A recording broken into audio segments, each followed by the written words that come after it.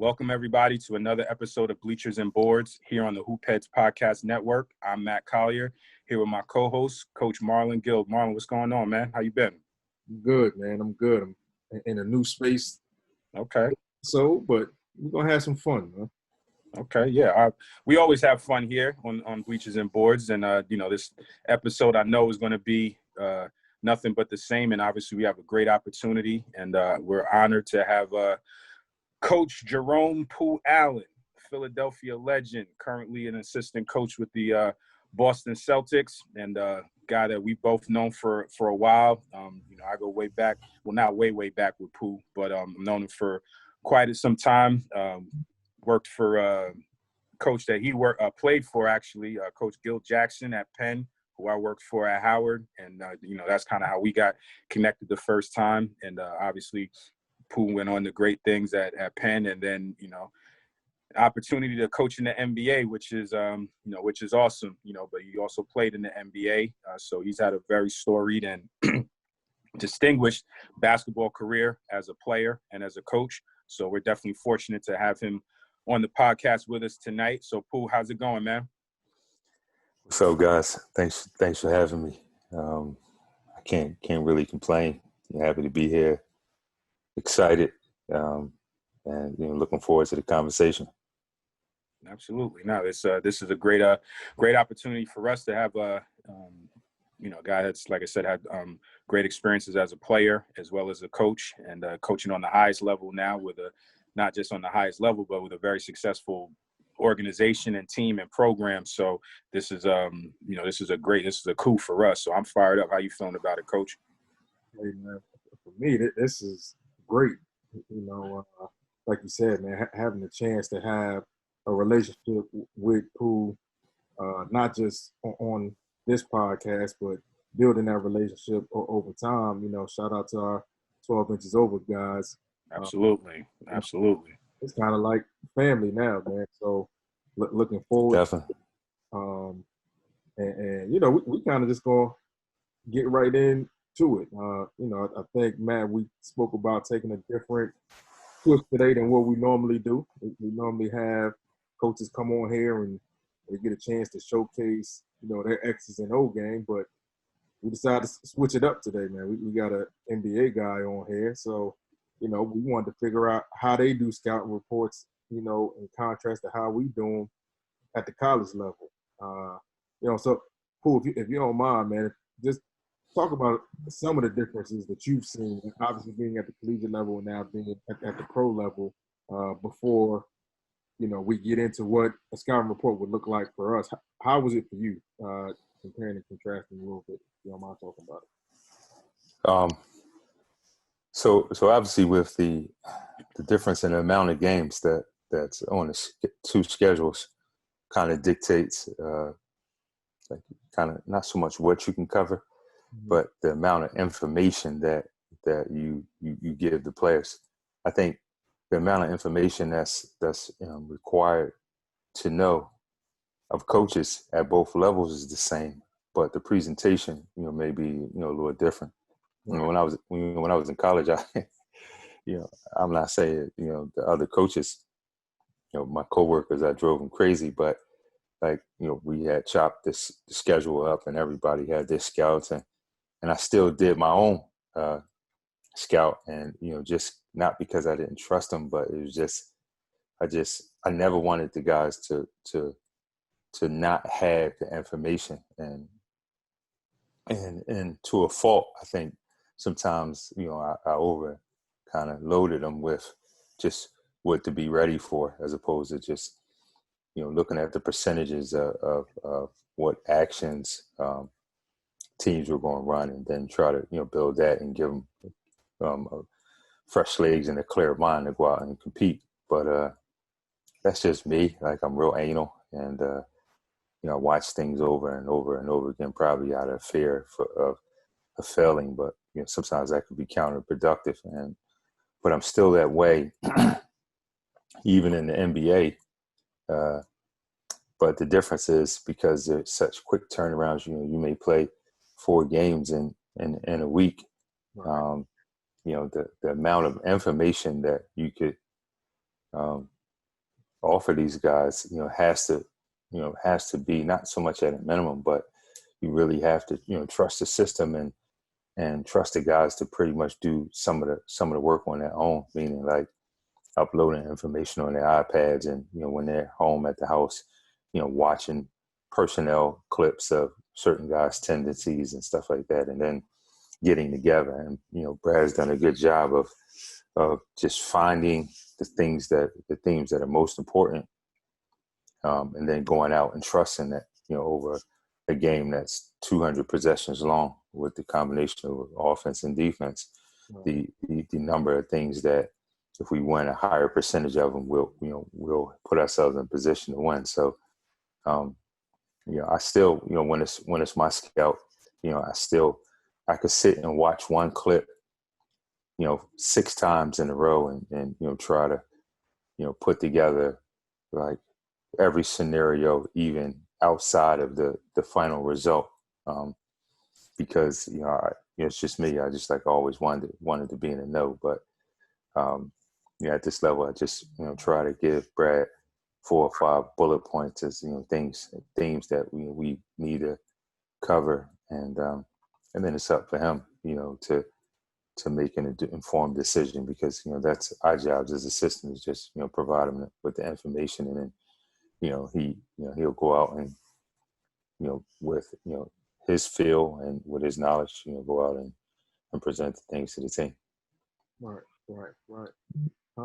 I guess, for us at the collegiate level, and Matt, you can chime in on this too. Obviously, we play a 30 to 35 game schedule, whereas, for you guys, that's almost half a year, getting to that, right? So for us as assistants, and Matt, now you as a head coach, oftentimes the scouts are split up between the 3 assistants, right, at the collegiate level.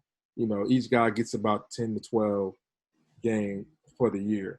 How was it for you guys in the NBA or over a course of 82 game season? Now, obviously, you have more people on staff, but how do you guys break that up, if you don't mind telling me? Yeah, so I guess I've only been in one place at this level, but I've had enough peers, and we talk about just things that are in place in different settings. I could speak confidently about how Brad breaks up the coaching staff duties, but like I said, some teams have offensive coordinators, some teams have defensive coordinators, guys that do all of the scouts, guys that are responsible for all of the progressions and install. But with Brad, since I've been here, my first 4 years was always 2 coaches on the offensive side of the ball, which is, we talked about is, we're responsible for our opponent's defensive analysis, how we're going to break teams down. This past year, he added a 3rd coach. So I went from, say, having 41 scouts during a year to 28 this past year. Coach Carol Lawson, who's the head coach at Duke now, she was on the offensive side of the ball. Herself and Scott Morrison had 27 scouts apiece, and I had 28. But, the first 4 years, I had 41. Scott Morrison had 41. And then before Scott came, it was myself and Jay Larinaga. We each broke it up that way. But on the defensive side of the ball, there were always, 3 coaches, and they broke it up. So it's 27, 27, and 28 as well. And, we're responsible for a written report and then a sorter or a video edit that, supports our findings and our ideas and our suggestions. And then we have 2 coaches that one is either in our player development group or the other one is in our video group that are responsible for personnel. So you'll always have 3 people working on one team at all times. Someone is responsible solely for personnel and tendencies. Another one's responsible for the defense. Another one's responsible for the offense. And so that's kind of like how Brad has broken it up. And,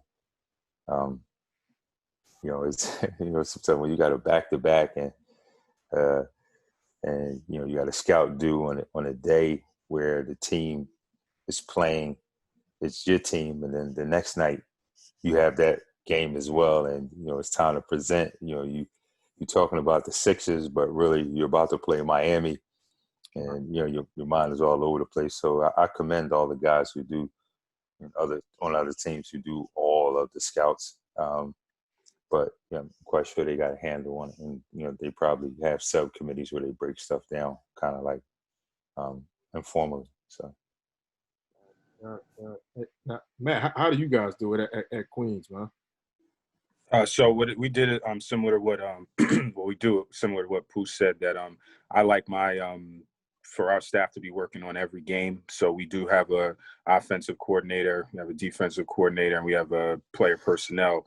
So on every scout, presentation wise and the written scouting report, every coach is adding something to the scouting report. And I believe that I like it that way because for the players, I like for them to know if they're on the bench and they have so if a guy's getting ready to check in the game and he has a question on a defensive assignment, he knows which assistant to, ask a question for. And same thing for me. If I want to ask a question in game, I know who I'm talking to, not, looking up and down the bench and trying to remember, oh, it's your scout today or it's your scout today. I just feel it's more efficient and also as an assistant, I didn't like when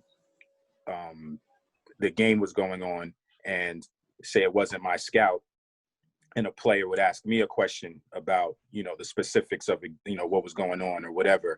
And I didn't have a good answer for him because it wasn't my scout that day. And I have to say, oh, you have to ask the other coach. I didn't like that feeling as an assistant, not being informed on every game. And then, just also from an efficiency standpoint and also just to keep everybody engaged. I like that system better, of everybody working on the game every day.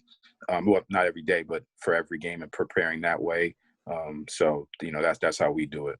Right. And I guess, and both you guys could chime in on this. I guess that's kind of the new wave now. You have your offensive coordinator, you have your defensive coordinator or coordinators for each side of the ball.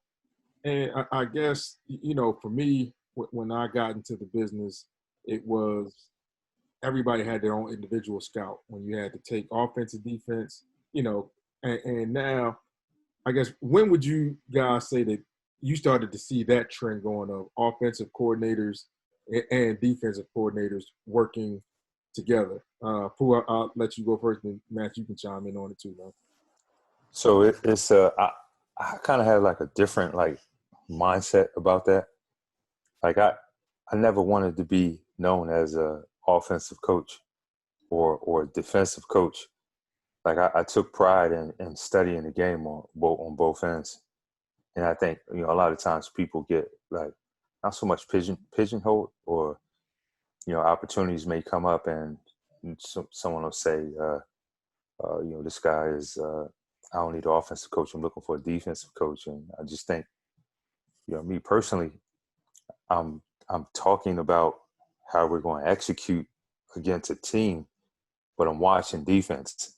Right. And so, it's different. Different people like to do things, different ways, and there's 1,000 ways to skin a cat. Just me personally, even though my job responsibilities is to submit opponents' defensive analysis. I study the game. So when we're in a staff meeting and we're talking about why Gordon Dragic keeps getting over top of the ball screen, I don't want to be oblivious as to the direction of the conversation. I want to say, if we're not great at the rim, we got to be great at the point of attack. And our physicality and connecting and directing with the ball is the reason why, the ball keep getting over the top and the lift is opening up, and as opposed to just saying, oh, that's none of my bit. I'm not worried about that side of the ball, and that's just me, So, but again, I challenge myself to kind of be as informed as I possibly can. even if my voice isn't needed. And I'm not trying to overtalk, the guys who've been, falling asleep watching so much film, trying to help us, defend Ben Simmons and elbow pitch actions, but at least I know, even in silence, that I'm informed, because I've watched it as well. And sometimes, like, you don't have enough time to do an in-depth study like the guys whose responsibility it is, but I at least wanted to kind of always be informed enough to be able to, to see the game. And so, I know NBA teams where, guys say, no, one guy is the offensive coordinator, another guy is the defensive coordinator. And I know certain places that just say, all right, well, you and you all you guys got offense, you guys got defense, and whatever works for who's ever running the show. If it makes sense for them, it makes sense for me. But as a coach, me personally, I'm going to study the game on both ends of the floor. Right. Man, what's your take on that, man?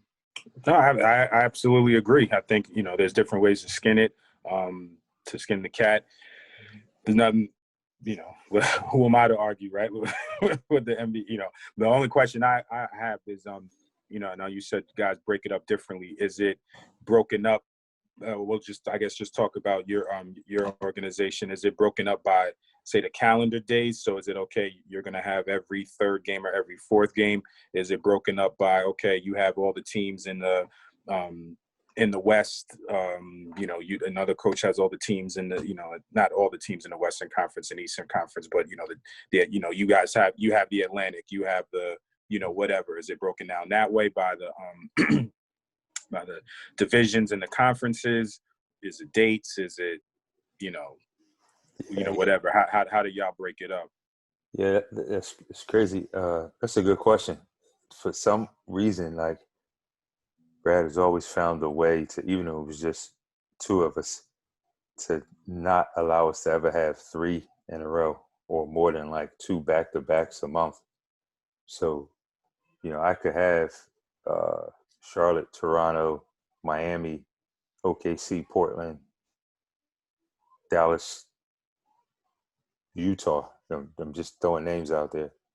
So it's not, and the Knicks. So it's not based off of division, conference, or anything. That's a good question. I mean, one day I'm asking, like, just tell me how did you pick it so that we've never had like 3 in a row or more than 2 back-to-backs in a month. So I don't really have the answer. Nah, well, you know what? I kind of just wanted to show you, and like I said, before you came on, Matt and I were talking about this, how we do things at the collegiate level and how you guys do things in the league. So, I'll just share my screen and I'll break down the way a scouting report would look like for us here at Ryder, and, allow you to rip it apart, man, and break it down and get us better, all as coaches, man, for everybody that's listening and that's going to watch this on the podcast. I might be getting myself better. I'm not looking at this assuming, like, I mean, that's me. I just want to see it, and I was about to curse. See what I could learn. Let me share my screen here. So first, I want to use. We played Arizona State last year, and for one, our scouting reports, they probably go no more than 2-3 pages. You try to get front and back and try to simplify as much as possible. So I guess I'll start with that. Like, for you guys in the league, man, what's the average amount of pages you use for one scouting report? I mean, I work for a guy who, like, he won it on one page. Like, it's not like, I mean, he wants the information, but it's like, think about who we're trying to relay the message or themes to. These guys, not so much that their attention span is short, but a lot of things are going on. again, we're playing 4 games in 7 days. Like, what really could they possibly retain? Right. And almost to the point where they almost got to turn the page like the next night. Like, and so a lot similar to what you present, and to be, whoever it is. We're playing Arizona State. We were State. Their record. It'll be a little more. So my first 3 years, the top part of the one page, let's just say it would be page and a half. The top part of the page would have just personnel, Okay. and not necessarily because it wasn't my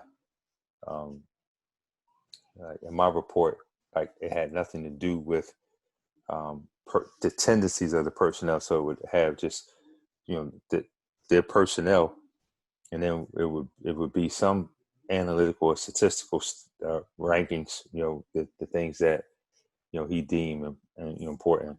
What are their defensive rankings, in transition, and 3-point attempts percentage, effective field goal percentage, turnover percentage, and offensive rebound. To say just that simple. So it was like 5 or 6 numbers. Okay. And then it would, we would talk about, like, a couple of bullet points, like, they are in actions. They give up, the most corner threes in the league, or they are,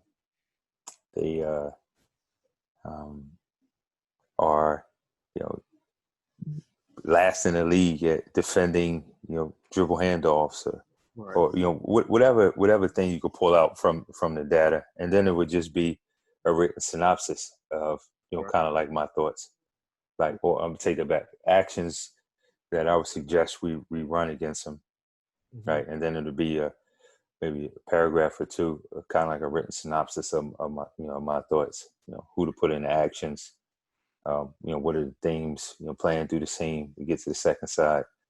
Look to really get out and run in transition. Joel Embiid struggles to get back. Just anything. So how it's laid out here is, it looks a lot similar in terms of the organization of it. Maybe in certain subcategories, the wording might be different, but it was always, in our scouting reports, always data, as far as certain things. And again, like, it would just be data that pertain to the themes that you were trying to emphasize in your report. Right. The first 3 years, and then this past year, we kind of changed the structure, the layout. Okay. And it was kind of, we got right to the themes, and maybe like 2 bullet points. If we had 3 things we picked, maybe 2 bullet points underneath it, and then it would be a section of who to attack, what to run. Gotcha. And all of that would tie into the themes above it. And so instead of putting the rankings in there, we kind of decided to use that information, and then that would be it. So the long 2-paragraph or 3-paragraph soliloquy that I always wrote, which probably drove Brad crazy, was removed, and we just kind of changed the format a little bit. And I think, and Matt, I'd love to get your thoughts too, but something that you brought up that I already see that's a difference. Now, obviously, it's 2 different games, the collegiate game and the NBA game, but, just the fact that you bring up, hey, guys have better percentages of shooting from the corner than, say, from the wing, and that's something where, you can go even further in detail, But when you said that, that was something that I'm like, wow, you know what? I wonder if there are a lot of college teams that do that. You know, pay attention to that stat. He's a better shooter from the right corner than he is the left corner. But The you know, one, the one thing, not to cut you off, the one thing about the NBA, they have all the information, mm-hmm. right? And so, like, I mean, it's just crazy to me. Like they got this thing called heat charts where you could, they on a graph, and it's like heat sensors that transfer on the paper that pretty much tell you like where the bulk of guys shoot their shots from, Mm-hmm. and like the things that you just not going to take away, or the things that you don't want to allow them to have without any resistance. Like Kevin Durant from the left elbow, like his shot chart is probably better than 70% of the guys in the league that get shots in the paint. I'm just using it as an example. And so, like, what the information does is it kind of helps you to figure out, or helps Brad figure out what actions to call and run. And it's not necessarily, say, the person shooting the shot, Mm-hmm. but really like how many times are we providing that opportunity for guys on our team to kind of get that shot. Like, Right. if I said that Queens College is, they overhelp, right? It's an overhelp team. They always pulled in, they always tagging. And then if I'm saying that in the report, and then if you go back to some of the statistical rankings and points per shot, and it says above the break, they are last in the league. Teams are averaging 1.41 points per shot. You kind of make the connection that, okay, so when I'm calling the game, now I'm going to play a lot of corner field ball screens where the ball get over the top, or I'm going to run a dribble handoff with a pen down, dribble pitch, big roll out of it, and then lift behind, because, the lift will be open. So as he is thinking about how he wants to call a game, it's certain calls that's connected to a team that overhelps. Right. Right. And I know I'm pretty much, you guys know what I'm saying, but all of the information is connected from the report to what he calls to the data that's being given to us. And we just try to condense it to the point where you just don't, and like I said, overload the guys, Mm-hmm. and kind of keep it simple. But it's all like, even the same things right here on this report. It's all the same. It might just be presented, a little different. Right. Right. Now, Matt, how would you guys do it at Queens College, man? One page, two page. How do you guys do it there? It's similar.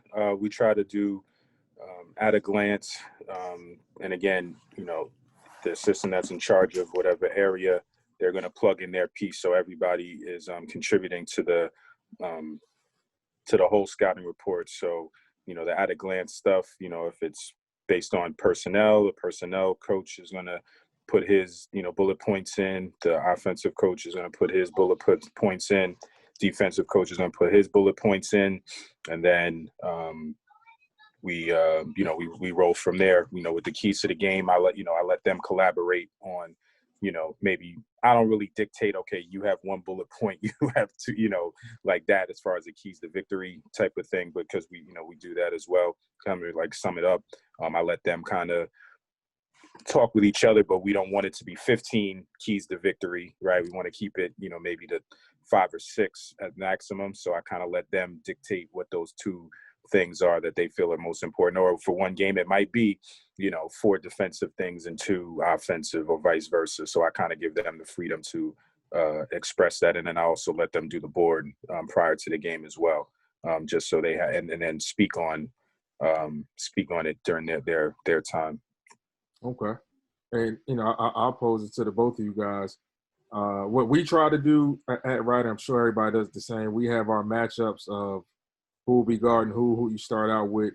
And then, we try to give 2 or 3 bullet points on each guy and probably highlight one thing more than the other 2, so that our guys know that, hey, all right, if that's highlighted or bolded, I really got to pay attention to this. So I'll pose that to both of you guys, and then before I get into the film. But how do you guys do that? Just talking about the personnel and each guy. It's pretty. I mean, it's pretty much the same. As I was thinking about it, like if you think about the whole of a team, right? Maybe I was misleading when I just talked about try to have a page or a page and a half. But if you think about the totality of the team we're about to play, who's ever responsible for the opponent's offensive analysis, meaning right, what our defensive emphasis should be. They're presenting a report to Brad as well, right? So now that's a page and a half. I don't do fractions well, but I know 1.5 plus 1.5 is 3, right? And then you have a personnel, report and a personnel edit. And so he's probably getting, 4 to, say 5 pages max from each team that he's getting himself. Right. And so, like, just because I don't get the personnel report doesn't mean that it's not one written. But I do know that our guys will get, like, say, an extended personnel edit on their iPads if they ask for it, or they'll get the condensed personnel edit right before we walk out on the floor. That's how, Brad, likes to do it. Literally, we go personnel, defensive analysis. All right, let's bring it in. Let's go. Family together, right? And so all the stuff that was in the report about each guy, even if it was in the bold print or the bullet, the keys said this guy, 1 or 2 things, they are like discussed with a voiceover during the presentation as they get ready to walk out on the floor. And some guys will have their iPads in the locker room and really like sitting in their locker watching the personnel edit, like in detail, right? And some guys may wait until the presentation happens. And so all the things that is connected to the totality of the team that you got that needs to be presented, it's still given to the guys. It's just given to them in a different form. Right. Matt, for you, man, how the same thing along those same lines, or? Yeah, I would say, we try to get a general overview of everything. But Pooh, I have a question about, because this is something I've been kicking back and forth, during this off season, is how would you describe how would you describe the position of your scouting reports? And I mean, I'm asking that to say, do you view the scouting reports as defensive or offensive or neutral? And I don't mean from an offensive defense. Like, do you feel like the position that you guys are taking are okay, this is what they do and this is what we have to be able to prevent in order for us to be successful? Or do you go at it from the perspective on both ends of the floor? No, this is what we're going to do to them. I see what you're saying. Or is it kind of like a mix, or neutral? Like how is it positioned toward, when the information is given? Is it from a defense, or this is what we have to guard against, or we got, if we don't take this away, they're going to kill us? Or is it, nah, we're going in here and this is what we're going to do on defense, this is what we're going to do on offense, and this is how we're going to beat them? Or is it kind of, hey, look, this is just the facts and and here we go? Yes, it's like not necessarily a combination of both, but it's it's like this. Okay, so we are playing Miami, right? And we say, because they overhelp and Bam is great at the rim, right? We're telling you the drive and kick, the overhelp, the kickouts are going to be there, right? And so when I'm presenting it, I'm presenting the information, I try to give examples of both positive and negative of these are the keys to being successful offensive. We still don't know whether the ball going to go. We can get 40 open threes all night, and sometimes the ball just don't go in, right? But what do? You coach and celebrate the right plays, right? Or you just get better players, right? So even if we get open shots and we miss them, there's like certain, like they have this category, expected shot value. Sometimes it drives me crazy, right? But what it did was say to me that on the nights when you just don't make certain shots, right? You say, we got some good looks. They just didn't go down tonight.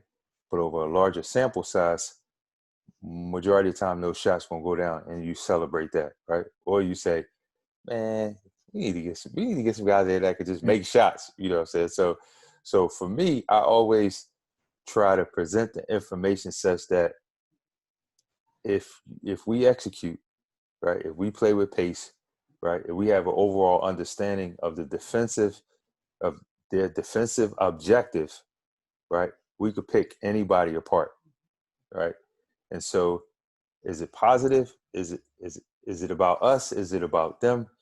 It's like a combination of, like, if I didn't think we were capable of doing certain things, then I wouldn't say this is what we have to do. So I just try to get them to be like informed as to, and then exploit what the other team is trying to do, because they pros, they best players in the world, and they should be able to make the right shots at a high enough rate to be able, when they're informed, to be able to beat anybody. Right. And you brought up a good point of when they're informed. So obviously, you have the scouting report that they'll take a look at. Now, when it comes to film, I know for us, and Matt, I'd love to get your thoughts on this as well. We often have, unless you're playing that Friday, Sunday, or Thursday, Friday game, you got 3 or 4 days to prepare for a game. So I know for us, if I'm putting an edit together, it'll be about 15 minutes long. And that'll be personnel, their tendencies, transition, their sets. And then if they do something what we might have to watch out for out of a timeout, things of that nature. So over those 3 days, that film session, I'm probably going 5 minutes, where, those 5 minutes in real time, can be 20 minutes. How do you guys do it? With the quick turnaround, or if you have some time, what's the average time for an edit that you would show the players? Me? Yeah. I'm sorry. Yeah. I mean, me, like, I'm crazy. So, Nothing wrong with that. You're a coach, so we all got a little crazy. yeah, and I've gotten better.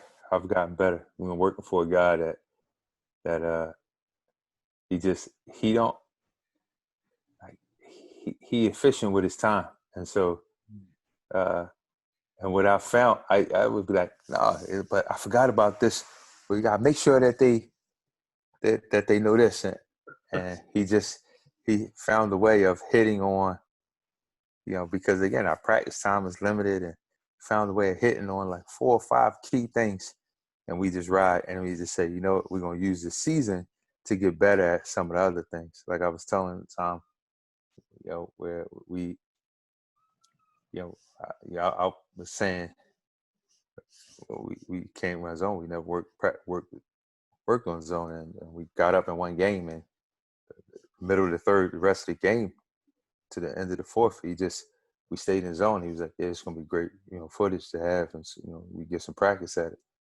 And so if I had to do it all over again, or just say at this level, I had an opportunity to be responsible for putting the clock on certain segments and how much time. I would say I would probably, if I could, just on offense and defense, probably wouldn't spend no more than 10 minutes a meeting on certain things. Mm-hmm. Again, like, how much of this are they really retaining? And then the pros take the initiative to study stuff on their own sometimes, or come back and ask questions later, or will ask for, let me get all my pick and rolls, or what are they doing on wedge action, or what have they been killing teams on? They'll ask for the information, but Brad, like, he gonna get to it, pick a couple things and get out of it, and then figure the other stuff out as the game goes on, and just trust our kind of base system, and he'll make adjustments on the fly, and things will be going on in the game, and he'll have that feel and say, all right, we coming out of timeout. We going blitz. Kyle Lowry coming out of the right corner with their stag action, right? Because he likes to come off going right to left, and no matter who's there, he's making a shot. And so, all right, the next time out, he may say, all right, now let's three-way it, and my point of saying all that is that giving them different looks, that's kind of like wrapped around our base. Mm-hmm.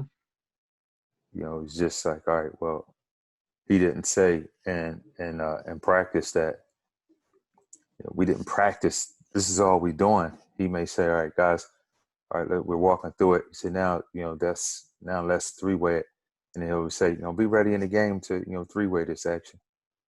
And guys make mistakes. You'd be like, Daniel Tice might not have screamed it loud enough, and maybe Jaylen Brown said, I didn't hear him, and he's like, we just said, out of timeout, three-way. So, all right, you got it. So, they make mistakes, but he does an excellent job of making adjustments on the fly. Got it. Now, Matt, for you guys, man, how long do you spend, with the film session leading into a game, and what have you learned from the coaches that you've been around? I see you smile, so I know where you're going with this. I learned very long film sessions. I tried to shorten them, but like Pooh said, you do get caught up as a coach sometime, and I want my guys to be prepared for everything. I want them to see everything. So I'm trending more to shortening the film sessions. We used to break it up like, okay, our league was Wednesday, Saturday. So it would be broken up like, okay, we come in on Monday for the Wednesday game. Before practice, we're going to watch some X's and O's stuff, right? So now when we go up on the floor and we're going over it, the guys have seen it on film. And then now when we try to, work on the action, they have a little bit of a frame of reference. Then Tuesday, come in before practice, we're going to watch the personnel, okay, just so they have a little bit of a feel. This is the guys, this is what they do, okay, so this is the action that they ran. The shooter's going to be here, the role guy's going to be here, try to, give it a little bit more context. And then on Wednesday, after shoot around, now we're going to watch everything, so, that's how we were doing it. I'm kind of trending towards doing less video. And again, maybe making it just more about us. So even if we are watching video, it's going to be more about what we're going to do as opposed to the opponent. I think I'm, going to experiment with that a little bit to see how it goes. Just to try something different. And just from a mentality standpoint, I'm thinking about shifting how we've done film in the past. So, I'm still going through it. I'm still, working through it. I agree with Pooh that I'm probably still going to, watch all the film for myself and know every different option that they run out of this play and, all the different things and drive myself crazy and watch all the film till my eyes bleed, right? And have that, so I know what's going on. But as far as what we share with the players, I'm thinking about transitioning a little bit and lessening, watching as much film of the opponents, still having them be prepared, but watching a little bit less film on the opponents. And if we are watching film, spending more time on us and getting better. So that's something I'm, putting in place for the upcoming seasons. Got it. Now, Matt and I talk about this often, and I want us all to give something before we get to the crazy side of the interview, the spicy part that we like, right? But as an assistant, and man, I want yours as well, man. And Pooh, you brought it up. How much is too much, right? So I remember I was at a school and we were playing a high major team. It was my scout. And, when you have everything in your mind ready to go, you know exactly what they're going to run. And you get to that point of how much is too much. And we've all been there, right? And it's like, yeah, all right, I got to show one more thing. And you can tell when your team is like burned out. and they're like, yo, coach, enough's enough. We got it. So it was one last play I wanted to show. And, when you're playing these high major teams, it's a guaranteed game. And you want to leave with the win and the check, right? That's always the thing. Leave with the win and the check. And so we're playing this game, and the team we're playing against saved this one play for their side of the floor. Second half, and you see the play coming, and I yell out, yo, flare. And, you're playing in front of 10,000, so your players can't really hear it. You're yelling as loud as you can, and the team hits this shot. We were actually up 1 in the game with about a minute 30 to go. They hit the shot. It was a three-pointer, puts them up 2, and I'm like, I start screaming on the bench. And my head coach was like, yo, man, sorry, we're going to score. It's like, nah, man. That was the play I had in my head, but it was too much. And we ended up losing the game by 3. And we've all been there, right, as coaches. There's no worse feeling when you're in that locker room. It's like, yo, that's the one I wanted to go over because I knew it was coming. And you knew it would be in the second half, but it was like, how much is too much? So, Pooh, I'll get your thoughts, and Matt, the same thing. What was that moment for you? You don't have to go too much in detail, but what was that moment that you had was like, damn, I wanted to get to that and we didn't have a chance to get to it because we were just overloaded? I mean, it happens a lot, right? Because your responsibility is, you're a good coach. And so you dive into the details of everything, right? But you're respectful of, you're dealing with human beings and you're dealing with young men who cannot, like, this whole thing about the elements of being a human being, right? Coach Baggs is in a huddle drawing up a play, right? And he tell Matt where to go, tell me where to go, tell you where to go, and the other 2 guys where to go. All right, y'all got it? Ready? Break. Right? And you walk out of the huddle, and somebody is not sure where to go, right? It was just shown to him, right? So there's, between, like, the moment between seeing it and then execution, just so many other things come into your mind, right? And it's the same thing like with coaching, right?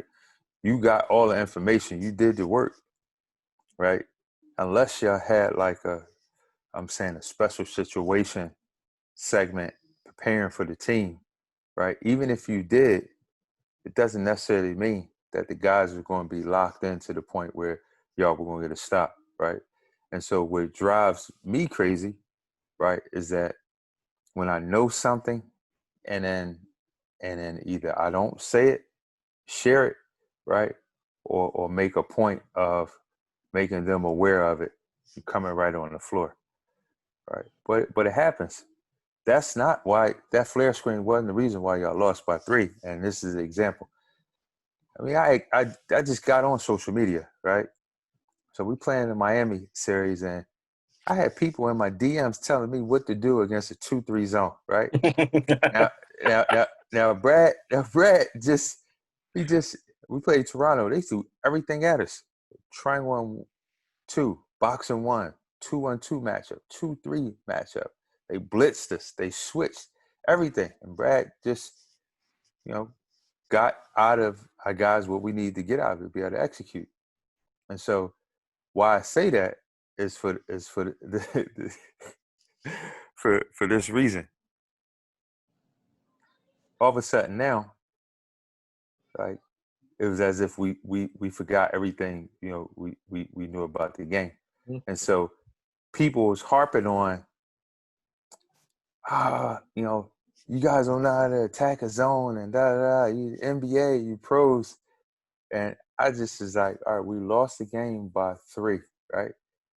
We gave up 42 points in transition and offensive rebounds, right? 42. If we just rebound and get back in transition, the narrative is completely different. Right. And so my point in saying that is that as much as it drove you crazy and it drives me crazy when you have something, but you say, it's probably too much, it's like, which they might not have remembered, or they could have remembered and the team still would have scored. We lose games because of the basics of the game. Right. It don't come down to final. It's like it's the summation of one possession games. It always comes back to defense, rebounding, right? Shot selection, right? Again, I'm saying we have 42 points in transition and offensive rebound. If we instead of watching the trajectory of the ball, the flight of the ball, if we make contact on a corner crash 2 times, if we do it, we win the basketball game.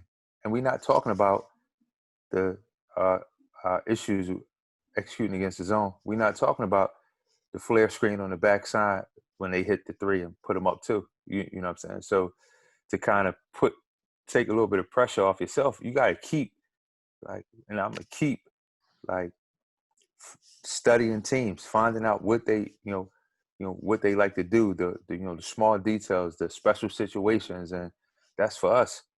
But transferring the information, being efficient with it to the point where, let's get our guys to do these things at a higher rate, and majority of the time, not all the time, majority of the time, we'll end up, winning the game. That's the only way I'm able to sleep at night. And I could be wrong. Mm-hmm. Matt, same thing for you, man. You know what? That's exactly where my head is now. And I was the opposite. I was that, we gotta go over every play. They're gonna kill us with this play, and this is the trick play, and we gotta be ready. And as a coach, it makes you feel good if you stop it one time. And then, but you know what? and I don't want to go too long with this, but I had a conversation with my team over during the break, and we were talking about getting over the hump, of playing at the top of the league and beating the good teams. And they talked about it. They said, we go over all the plays and we know them, and we're calling out the actions, and we go over it in practice and everything. And they threw it back on me, right? And they said, you prepare us, right? We have everything, and we watch the video and we go over everything on the floor. And they said, okay, they run the action that we went over, and then they bang a 3. And then they look over to the bench and they see my facial expression of, yo, we went over this. How did y'all just give that up? And they said it actually deflates them because it's you know what? We went over it and we might have been quote unquote prepared for it, but it happened. And then now it's we went over this. And then now it's like a self-fulfilling prophecy. Like I told y'all this was going to happen.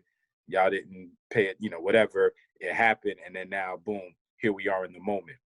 And so back to what I was saying about the video, like I'm trying to change my mentality. Like to go with what Pooh was saying, to put these guys in the type of space where it's like, you know what, we're going to be okay if we focus on us and what we do. If we get all the rebounds we're supposed to get, if we make the shots that we're supposed to make, if we make the cuts that we're supposed to make, if we make the extra passes that we're supposed to make, the game will take care of itself. And it won't be, we lost the game because of that flare screen or because of that, triple stagger that that we saw on film twice, that we like, oh, that's a doozy, but we didn't go over it in the game, or we didn't go over it in practice.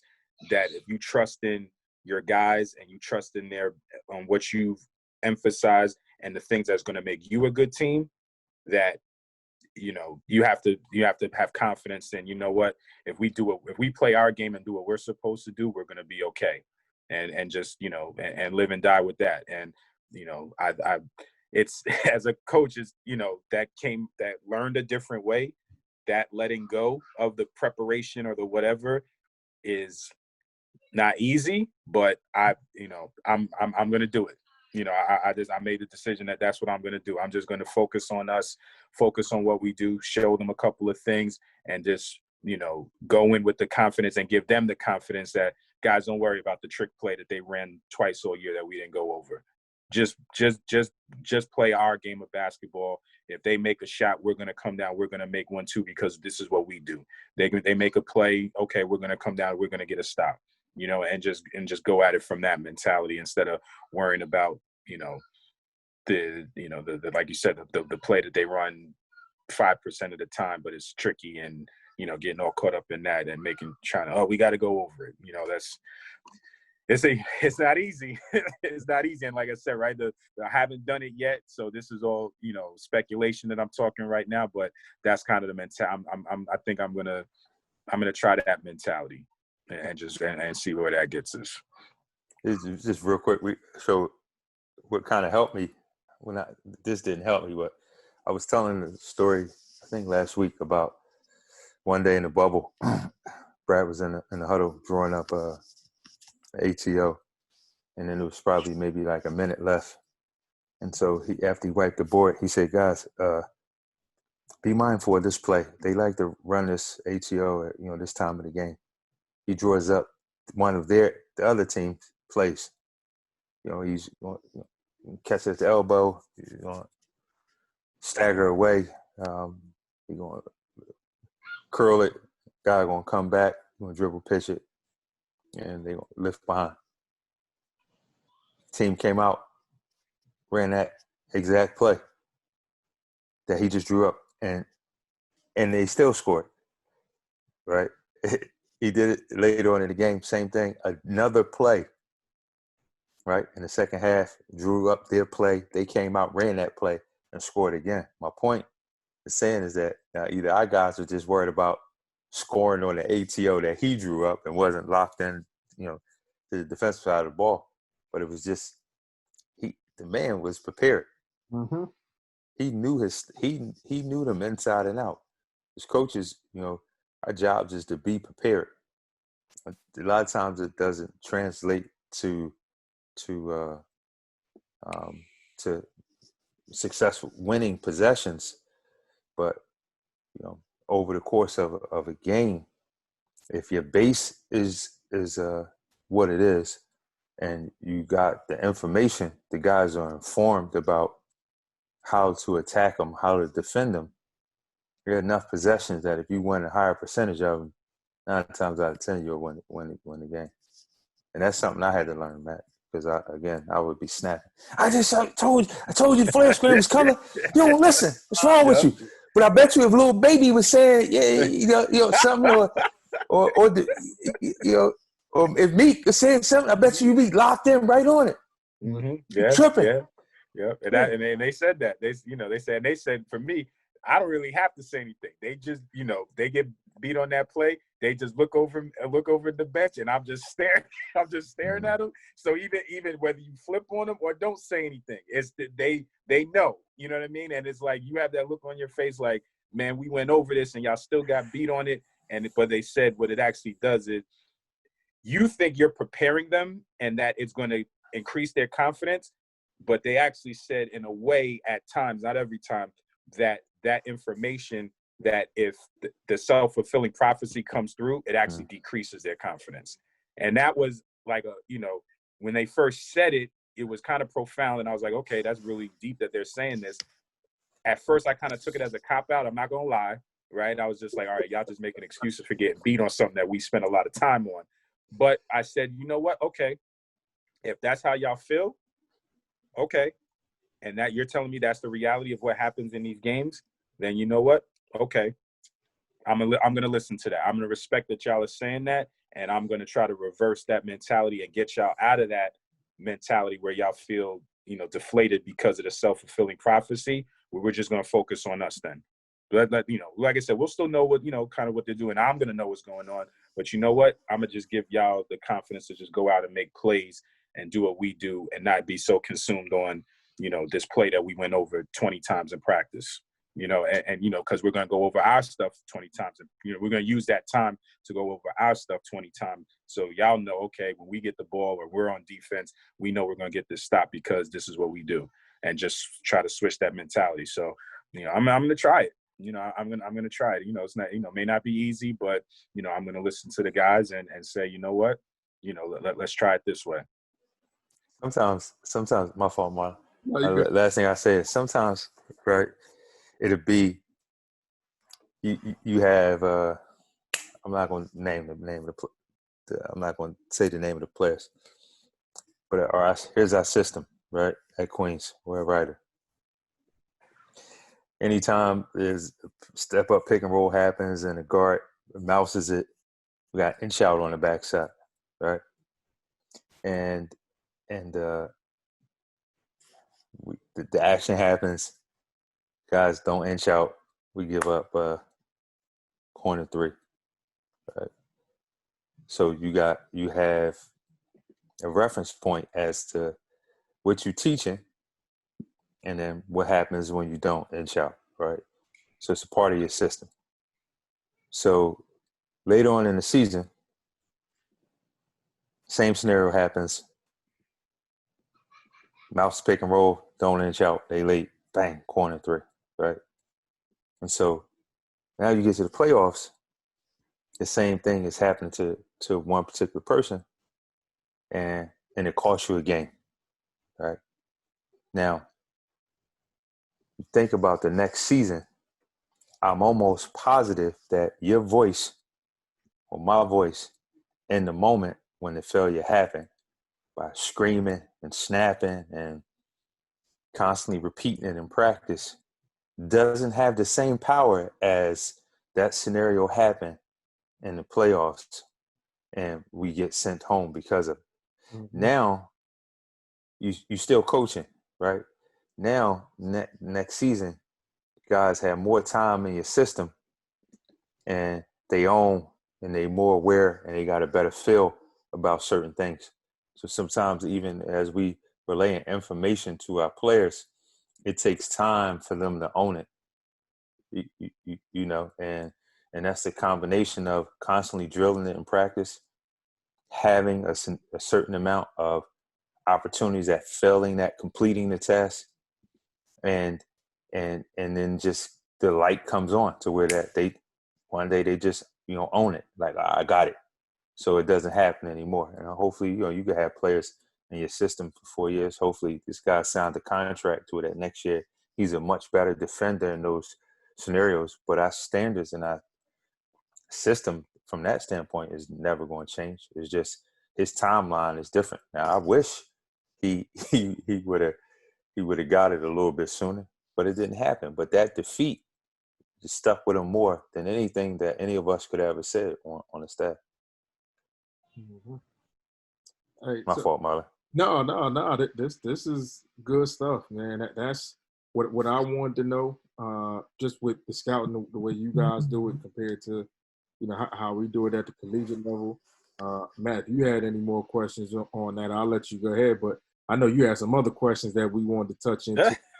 So we can get right into that. Matt, if you got some more questions on the scouting, let's do it. But if not, man, we go into that stuff that we was talking about earlier, man. 'Cause we wanted. I think we're gonna take our own advice here, right? Like we're not gonna overload the listeners with the with the board talk segment, right? We're gonna, we got some really good information. We gave them a lot to chew on, a lot to think about, a lot of great nuggets there. Absolutely. So, we're gonna leave the board talk segment there, and I think we can transition over to the second half for the Bleacher Talk. So obviously, Pooh's got his Philly shirt on as always.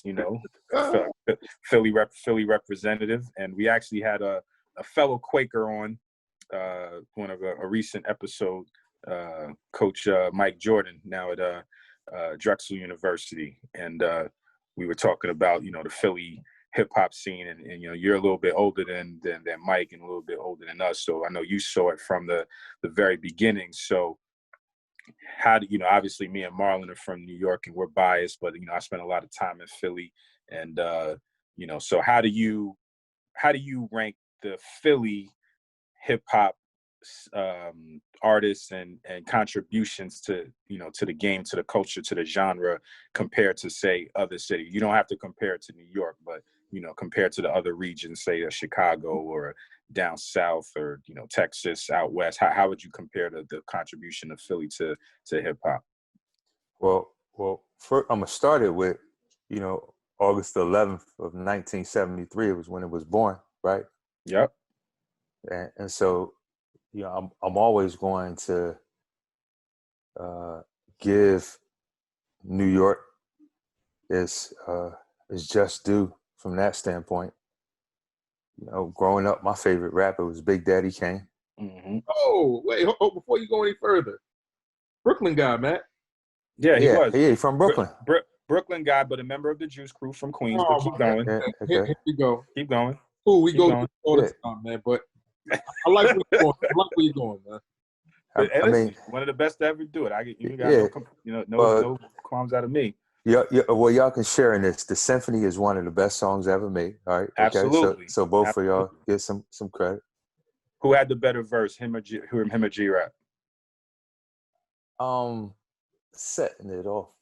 I think Big Daddy Kane still had the best verse. All right, so let's break this down. Let's break it down. Brooklyn, we did it. Brooklyn, Hold it. Let's do this. Best quotable in the symphony. Is it, I put out more lights in a fight than Con Edison? Or is it, battling me is hazardous to health, so put a quarter in you because you played yourself. Yeah. That I would say that's the best one. That's the best quotable. Because that's what I was thinking when you before you even gave me the option. Of course, I mean it is. I listen. I got no, but the Juice Crew, Marley Marl Queens. So I'm good with that. I'm good. All right, but so anyway, it's funny, like you talk about Philly and like hip hop, right? And you try to compare it in terms of significance, throughout the nation, and with other, other places in the country had like people that really like has had a cultural impact, right? Mm-hmm. So if you took somebody that wasn't from Queens, or wasn't from Brooklyn, or wasn't from Philly, and you talk to them about the geography of hip hop, it's not like they're gonna say, they're gonna have Philly on that list, right? Right. Separately, right? They, you could talk about, New Orleans and Master P, or you're gonna talk about Dre and Snoop and Ice Cube, and and Compton. You can talk about Too Short up in Oakland. You're gonna talk about UGK and in Texas, Eight Ball and MJG, and and Memphis. You can go to different parts of the country, and people like will be able to extract artists that made big significant contributions. You probably really going to either have to be from Philly or be a hip hop connoisseur to be like, Schoolie D was in Kings of it's PSK. What does that mean? That that was one of the theme songs to Kings of New York. Nobody's gonna be like Yeah, 3 times dope and EST from Funky Dividends. They not really going unless you're a true hip hop head. Right. Everybody know Will Smith just because of his fame. But they can't recite brand new funk. You know what I'm saying? They gonna more so be able to recite the theme song to Fresh Prince of Bel-Air. Summertime's a Philly classic, Oh though. yeah, That's a Philly classic. yeah, for sure. But like we had this debate over who's had more significance in hip hop scene. Was it Beanie Siegel or was it Meek, right? And Meek probably had has had more, I don't want to say commercial success because he's not a commercial artist, but he's had more success. I can't even say, I don't even want to say recently, but I'm just saying he had more success. But when Beans was at his peak, lyrically, like you know he was up there. But Best to ever do it in my book. yeah, I even think Best like to ever do it. I even think like Gilly. Well, now he's the king now, but Gilly lyrically was like he was sharp, and so Cassidy had his little run too. Cassidy has his little run, and as much as I love Flip Side, the song, I wasn't like, That was a banger. and what we do is a classic. It wasn't like Freeway's whole body of work. I was like, oh, it's crazy. I used to be like, yo, what is he? What is he saying? Sometimes he off and. Oh, you gonna hate on Free Weezy? No, I'm not. I'm not. I'm just trying to be fair. Like I'm from Philly, and and like I'm gonna be honest. Like I'm like when I was in the moment, I was like, but like for me, Biggie, my favorite. Jay is like it's funny. Like my 3 favorite rappers of all time, all of them from Brooklyn. All of them from Brooklyn, and Jay-Z is kind of like my idol on the low. You know what I'm saying? And Biggie was to me just. I went from Big Daddy Kane to Biggie, and I'm not saying I went from Biggie to Jay. I'm just like because Biggie not here, Jay is I mean what he's done is already documented. So right. And yeah. he played a big role in those, Beanie Siegel and Freeway and the Young Guns and that whole state property movement. He was the between him and Dame, they were the driving force behind that, put those guys in the map. We were actually talking about when those guys came up to Hot 97 and the freestyles and all of that was a moment. That was a for real moment when those guys came up there and and did that. So we actually asked Mike Jordan this question too. I'm gonna ask you, and you're a Philly historian. You brought up Meek Mill's situation you're talking about recently. So I made the comment that I'm not from Philly. I lived in Philly for 9 years. I'm not from Philly. That as of right now, that Dreams and Nightmares has replaced the theme from Rocky as the go-to Philly anthem. Is that accurate? Yes. Wow. Yes. Wow. Yes. That's pretty significant. I mean, you talking about Rocky. That Rocky theme had Philly. Doesn't matter where you were from, north, south, west. Doesn't matter what ethnicity you are. That Rocky theme come on. That's the Philly unifying, joint right there. And for Dreams and Nightmares to replace that, that's huge. That's major. That's major. Nick Foles, after they won, I think 2 weeks ago, I think Chicago beat somebody, and a reporter was asking him about what got him hyped, what get him hyped, and he referenced that song. And Nick Foles is a good Christian brother. You know what I'm saying? I don't know. It's like, I was, as you was asking the question, I was playing both of them in my head. Probably from a global standpoint, more people would still probably have associate the Rocky thing with Philly. Yeah. It's still, I still think it's a more popular song globally. But if you asking me, I would say, Yeah, it might have replaced that joint. I think So everybody in Philly now, they so the hear biggest that. of anything so whatever the major event in Philadelphia, whatever that next thing is. So I don't know what that would be, but say whatever that next thing is, and you can only invite one person to bring the city together. You either bringing Sly Stallone out, and he gets up there. You know what I mean? You either bringing him out or you're bringing Meek out. Sly Stallone's out. Now he is a New Yorker. He's a New Yorker. Right, Let's keep that clean. He's from New right. York. But if it's a Philly event and you got one person, it can only be one, either Sly Stallone or Meek. Stallone's out. Meek's in. Right now, yeah, they in Philly. In Philly. Yeah, Meek. They gonna be like, yo, listen, I got respect. That's major. That's major. Yeah. If the event is happening, hell of a in song. Philly, I can't front. Hell of a song. It's a hell of a song. It is. Now, if we in Berlin somewhere and you play that song, the Rocky thing, Sly probably. Messy. I mean, that's a hell of a sacrifice. I mean, y'all giving up the museum steps, all of that, like that whole. You know what I mean? Everything all right. It's the music, but it's also the image and the jumping around the top of the. That's a lot to give up. Yeah, which is nutty. Which is nutty though, because people really think I was on I think I was on a Global Sports Matters podcast with Bill Roten and Ken Shropshire, and he's like, yeah, Rocky from Philly. I was like, ho, not from Philly. He's not from Philly. Well, Rocky's from Philly. Sylvester Stallone not from Philly. Yeah, he's not from Philly. Let's not get that twisted. Yeah. That's funny. Yeah, that's funny. Yeah. But you know what? I'm gonna ask this one too, Matt, because obviously being around Pooh, we know, and we gonna show our age on this one. He get nice on the 1 and 2s. No, yeah. Those So in the bubble. 1 and 2 is what we used to call the turntables.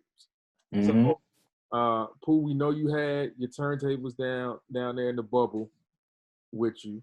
2 things. When did you fall in love with DJing? I'm gonna go with my brown sugar question.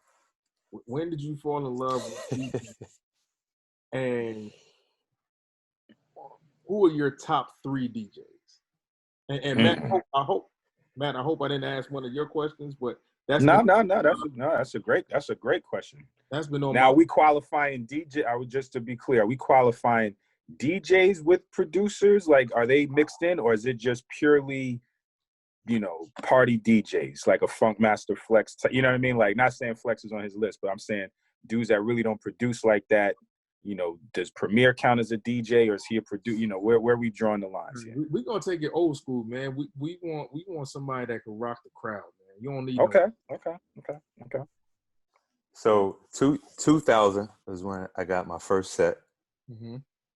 I was I was collecting music all throughout college, and paused for a minute after my rookie year, and then started adding to the collection after I got back from Minnesota, and then around in 2000 when I went to Istanbul, I got my wife and my cousin went to the store and bought me a set to kind of get me started. My cousin Derek Jones, his name is DJ D Rock, was the one who kind of got me into it.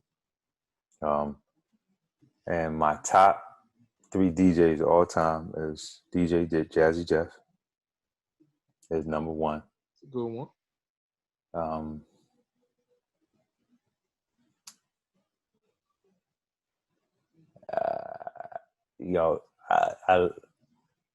Kid Capri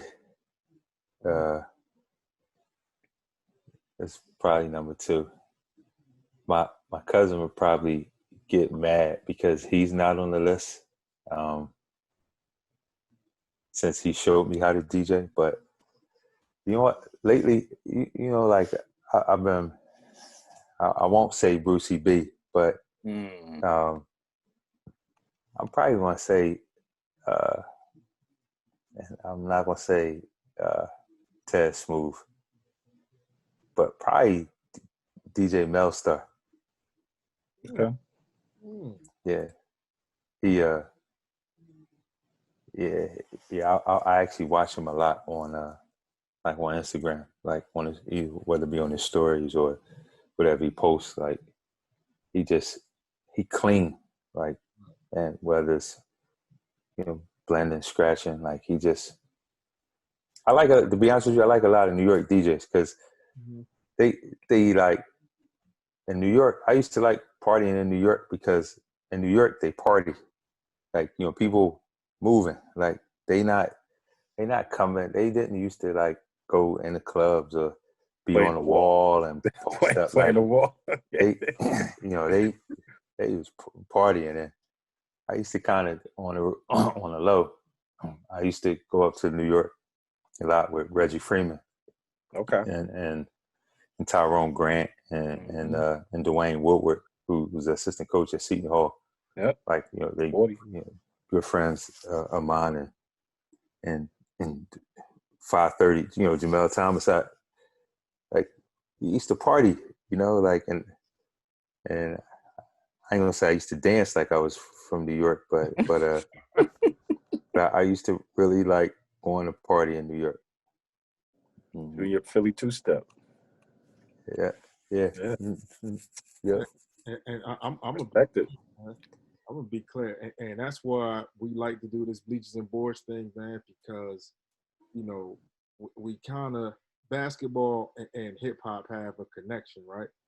But and I know that the guys that you just named, basketball is what brought you guys together. The high fives and 5:30 and Todd Grant, right? But music kind of kept you guys together too, for you wanting to come to New York and have a good time. And I think that's important. And a lot of times we forget the fact that both basketball and hip hop are one and the same almost, man, for the things they can do to bring us together. So when you said those guys, man, shout out to those guys.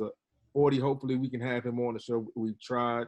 You know what, Pooh, if you can talk to 40, maybe we can have him on.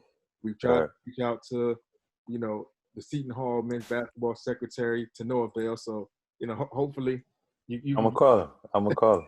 He don't have a choice. Right. Me, 40, and Ty Grant used to meet, and this is my second to last year, or my last year, I think, playing. We used to meet in Bologna, Italy, every Sunday. We all three of us played in 3 different spots, and I would DJ in this club on Sunday nights, and and every now and then, if I don't talk to 40, like say for a month or so, or he'll either text me or he'll call and I answer, and he always say, "Last night the DJ saved my life." Yeah. That's what's up. That's what's up. Mm-hmm. That's good stuff, man. I got a lot out of this, man. This one, absolutely. You can keep going. I just want to listen at this point, man. Nah. I'm good, man. I'm good. I said I learned a lot too. I always learn a lot for Pooh. Pooh's always been really generous with me and his knowledge of the game and sharing. I mean, I asked him to watch some stuff, over during the pandemic, watch some stuff on, my offense and stuff like that. And he sent me like 10 screenshots of notes of things that he saw. And, he's been really generous with his knowledge with me. So, I really appreciate him for that. And then, that same energy coming onto the platform and being generous and sharing with us as well as our listeners. So, I always appreciate Pooh, and those guys are getting ready to get back at it, in a couple of weeks or next week, right, Pooh? Y'all about to get back started again? Yeah. Okay. All right. Yeah. So, and the last thing, before we sign off, I want to give Coach an opportunity to, a project that he worked on a couple years in the making, and very successful launch for a book that he wrote on his experiences in the basketball world. And so I just want to give him an opportunity to speak on that, and hopefully our listeners will check it out, because it's a very powerful testimony of his life. And, if you're not familiar with it, I definitely want to give our listeners an opportunity to become familiar with it. So, Coach, please tell us about the book that you wrote and published and is available for people to check out. Yeah, thanks, Matt. It's name of the book is called "When the Alphabet Comes: A Life Changed by Exposure." It's available on all distribution platforms. Amazon, Barnes and Nobles, Book Baby, and it's pretty much a story around my involvement in a college admission scandal and how my life and things played out. I'm not just saying it because I penned it, but I really think it's a crazy story, to say the least, and just shows how God can use an imperfect human to deliver something so that he can get some glory. And if you get a chance, again, it's When the Alphabet Comes. And you can go to the website and just check out some of the stuff that's wrapped around it. And it is the title of the book, When the Alphabet Comes.com. And if you're scrambling and you can't afford to purchase the book, find me and I'll send you one for free.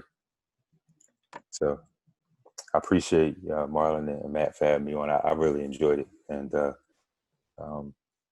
just to be amongst some young guys that's about the right stuff and doing it the right way, and I think we all should. When you asked me to get Dwayne Woodward on here, it was like you don't have a choice. I think we all need to just remain in fellowship and stay connected.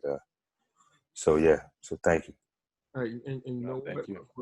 Before we sign off, man, and like Matt said, thank you. I don't know, and this might be a whole nother topic. I don't know if I want Dwayne Woodward on here because he's another Queens guy. And Queens guys. You see that? You see? Pooh, I had no see shot. That? I have see no that? shot whatsoever. That's a shame. That's a real shame. I have no shot at winning an argument or even giving concrete information to back up what it is I want to talk about because, Matt will just go, it's another Queens guy, you're outnumbered. And that'll just end everything. But I mean, listen. So I played up 55th with the Posse, right? Which was a team from the Bronx. That's where Reggie Freeman was from. Yep. Terrence Rencher from there. Little Irv, little I'll Be Right Back, was from there. And obviously Master Rob was from there. And 40 was on our team. He was the only guy from Queens on our team. And obviously I was the only non-New Yorker on our team. Reggie Freeman got me on the team. And I made the mistake of asking Kemba, who is the best guard from the Bronx, right? And I was like, is it you? Is it Rod Strickland? Is it High Five? Is it 40? And someone was in my comments. I think it was Kamani Young. Yeah. And I mean, and I said, is it Reem Reed? Right. And Reem Reed and somebody else was in my comments. First of all, Reem Reed is like, damn, how you not gonna mention me? Right. And I was just like, I did 1, 2. Like people really be paying attention. Like he felt some type of way. Yeah. Right. And then I think it was Kamani. It was like 40 is not from you're not from the Bronx. 40. He from Queens. Bronx is not getting 40. I was like, no, my sir. fault. We were always on the same team. Somebody thought sir. I was from the Bronx, right? Sir. No, sir. Yeah. We got to stick together, man. We get a lot of hate. You know what I mean? We got to stick together, But we hold the city down, and they all know it. But, it's just, What? Molly, you got it, man. You've had enough. Bronx keep on making it. Nah, I ain't gonna finish that line. My fault. Yeah. Because you shouldn't finish it because it's not accurate. It was but that's another episode. Another episode. All right. You know what, Matt? Pooh, appreciate it, man. Thank you. We're looking forward to this. It was great to have you on and see how you guys do things in the NBA and then how you share those stories. So, I know the listeners are going to love this. So for me personally, thank you. And Matt, I'll let you take us out, man. Once again, appreciate Coach Jerome Allen of the Boston Celtics for his generosity with us, with our listeners, on another great episode of Bleachers and Boards. Please subscribe, rate, comment, follow us on social media, on all of our platforms. Check out our YouTube page, Bleachers and Boards for everything. And, once again, for myself, Matt Collier, my co-host Marlon Guild, and Pooh Allen, have another great episode here. Feel free to check it out, and we'll see you on the next one. Take care.